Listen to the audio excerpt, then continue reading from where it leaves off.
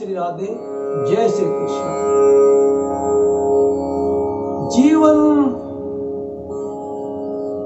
एक ऐसा जीवन जिसमें सफलता भी हो, जिसमें दिव्यता भी हो, अर्थात हमारे विचार भी शुद्ध हों और हमारे कर्म भी शुद्ध हों और हमारा भविष्य भी उज्जवल बने। एक ऐसा जीवन, अर्थात हम कह सकते हैं कि जीवन को जो स्वर्ग बना दे, ऐसा कुछ हम क्या करें जिससे हमारा ये जीवन स्वर्ग बन जाए। पहली बात तो सबसे बड़ी बात है कि यदि हम अपने जीवन को स्वर्ग बनाना चाहते हैं तो पहली बात तो है शरणागति, अर्थात हम शरण हो जाएं। किसके? एक तो अपने गुरु के हम शरण हो जाएं। क्यों? क्योंकि गुरु हमारा मार्गदर्शन करेंगे, हमें वो ज्ञान देंगे जिससे हमारे अंदर दिव्यता आएगी और हमारे मन के अंदर जो दमन है वो दूर होगा। हमारा राग द्वेष, हमारे मन की बुरी वृत्तियां यदि कोई दूर कर सकता है तो वो है गुरुदेव। लेकिन इसके लिए हमें अपने गुरु की शरण में होना पड़ेगा, अर्थात शरण ग्रहण करनी पड़ेगी। जिस प्रकार से एक बच्चा अपने माँ बाप की शरण में होता है तो माँ बाप उसका पालन पोषण करते हैं, उसकी अच्छी प्रकार से देख रेख करते हैं और उसको जब वो छोटा बच्चा होता है प्रत्येक बात उसको माँ बाप अच्छे तरीके से सिखाते हैं कि किस प्रकार से उसको चलना है, किस प्रकार से उसको बोलना है।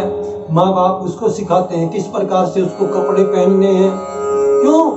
क्योंकि उसने शरण ग्रहण कर रखी।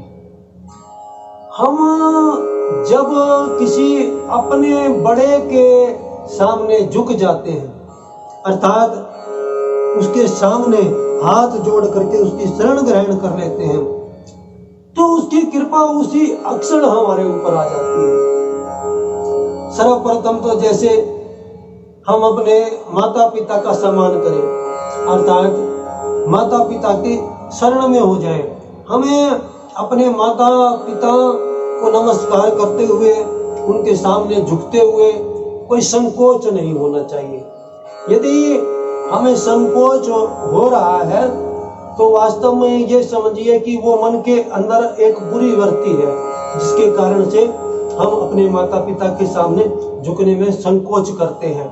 यदि हम माता पिता के सामने झुक जाते हैं तो तुरंत उनका आशीर्वाद, उनकी कृपा हमारे ऊपर आ जाती है। इसी प्रकार से और भी जो हमारे बड़े हैं, गुरुजन हैं, यदि हम उनको नमस्कार करेंगे, प्रणाम करेंगे, उनकी शरण ग्रहण करेंगे तो उनका ज्ञान जो है स्वतः ही हमें प्राप्त होने लग जाएगा।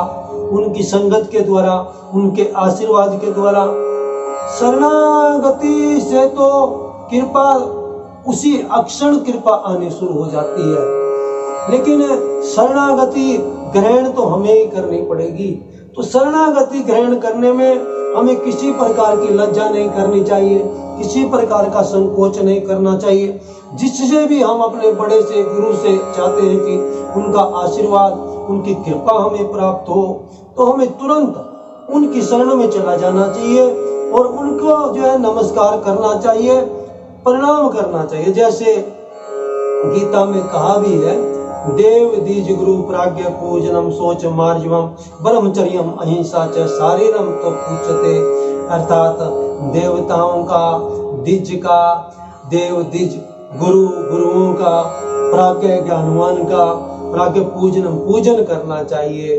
अर्थात पूजन तो हम उसी का करेंगे ना जिसकी हम शरण ग्रहण करेंगे, जिसको हम प्रणाम करेंगे, अर्थात जिसको हम मानते होंगे, जिसमें हमारी श्रद्धा होगी, उसी का तो पूजन करेंगे। अर्थात ये सब पूजने योग्य है। पूजने योग्य क्यों है? क्योंकि इनसे हमें वो ज्ञान प्राप्त होता है जो हमारे अंदर दिव्यता भर देता है और जिसके द्वारा हमें कृपा प्राप्त हो जाती है। और इस कृपा के द्वारा मानो ना मानो यदि हम कुछ दिन तक ऐसा करने लग जाएं तो हमारा जीवन नहीं रह जाता, स्वर्ग बन जाता है। जय जय श्री राधे।